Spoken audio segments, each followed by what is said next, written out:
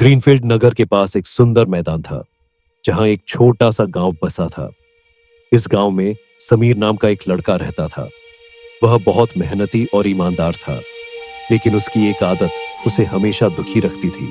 वह हमेशा खुद की तुलना दूसरों से करता था।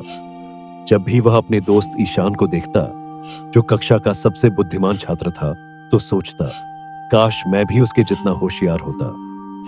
जब वह अपने अमीर पड़ोसी सैम को देखता, तो सोचता, काश मेरे पास भी इतना पैसा होता। और जब वह किसी को तेज दौड़ते देखता, तो सोचता, काश मैं भी इतनी तेज दौड़ सकता। धीरे धीरे समीर हमेशा निराश रहने लगा। उसका ध्यान पढ़ाई में नहीं लगता था और उसका काम में भी मन नहीं लगता था। उसे लगने लगा कि वह कभी भी उन लोगों की तरह सफल नहीं हो सकता जिनसे वह अपनी तुलना करता था। एक दिन गांव में एक ज्ञानी संत आए। लोग कहते थे कि उनके पास जीवन के सबसे बड़े सबक सिखाने की शक्ति थी। समीर उनसे मिलना चाहता था, इसलिए वह उनके पास गया और बोला, गुरुजी, मैं बहुत मेहनत करता हूं, लेकिन जब भी मैं किसी को खुद से बेहतर देखता हूं तो मुझे दुख होता है। मुझे लगता है कि मैं कभी भी उनके जैसा नहीं बन पाऊंगा। कृपया मेरी मदद करें। संत मुस्कुराए और बोले, कल सुबह पुराने बरगद के पेड़ के पास आओ। तुम्हें अपने सवाल का जवाब वहीं मिलेगा। समीर को यह बात अजीब लगी, लेकिन उसने संत की बात मानने का फैसला किया। अगली सुबह समीर पुराने पेड़ के पास पहुंचा। संत पहले से वहां उसका इंतजार कर रहे थे। संत ने पूछा, चारों ओर देखो समीर, तुम्हें क्या नजर आता है? समीर ने चारों ओर देखा और कहा, यहां अलग अलग तरह के पेड़ हैं। कुछ बहुत ऊंचे हैं, कुछ छोटे हैं, कुछ में बहुत सारे फल लगे हैं तो कुछ में नहीं। संत मुस्कुराए और बोले, अब सोचो, अगर यह सेब का पेड़ शिकायत करने लगे कि वह चीड़ के पेड़ जितना ऊंचा नहीं है, और अगर चीड़ का पेड़ दुखी हो जाए कि वह मीठे सेब नहीं दे सकता, तो क्या यह सही होगा? समीर ने थोड़ा सोचा और फिर सिर हिलाकर कहा, नहीं गुरुजी, यह तो मूर्खता होगी। संत मुस्कुराए और बोले, यही जीवन की सच्चाई है।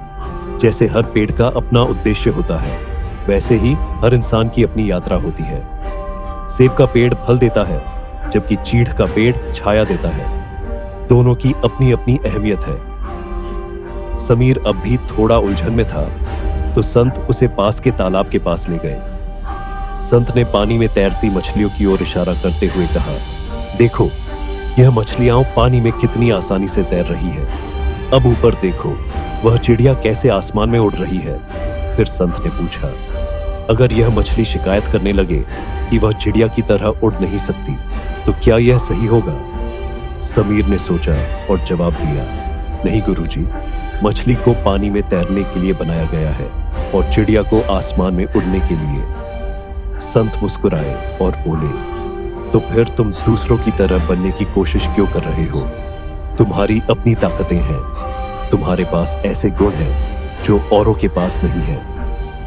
यह सुनते ही समीर को अचानक एहसास हुआ कि हर इंसान अपने तरीके से खास होता है। दूसरों से अपनी तुलना करने से उसे सिर्फ दुख ही मिल रहा था। उस दिन के बाद से समीर ने दूसरों की ओर देखना बंद कर दिया और अपनी ताकतों पर ध्यान देना शुरू किया।